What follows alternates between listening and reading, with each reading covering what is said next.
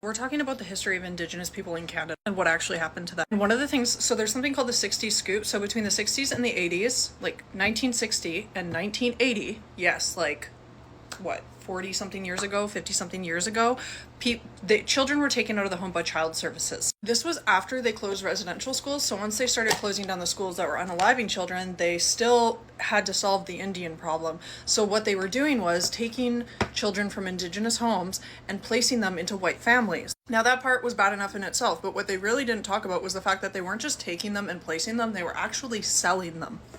A lot of people from Manitoba were taken and placed in the United States. So placed in homes outside the country weren't just adopted out of their Indigenous homes and into mostly white American families. They were bought and paid for.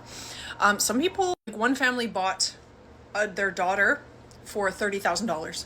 She was sold to a family in Louisiana. One woman used to say that she owned her son.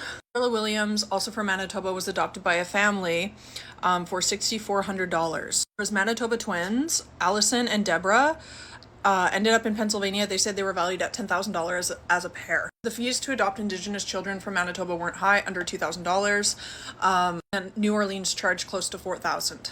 The director at the time called it great for Manitoba taxpayers who would no longer have to foot the bill for Indigenous children in provincial care.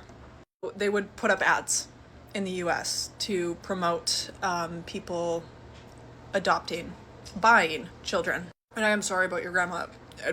I cannot imagine the feeling of finding that out. But what I will say is that Child and Family Services is still facing the issue of taking Indigenous children away from Indigenous families far more frequently and for less cause. Like there's a very large problem with hospitals calling Family and Child Services on anyone who's Indigenous appearing when they're giving birth, when they're going into labor. They will call them for no reason.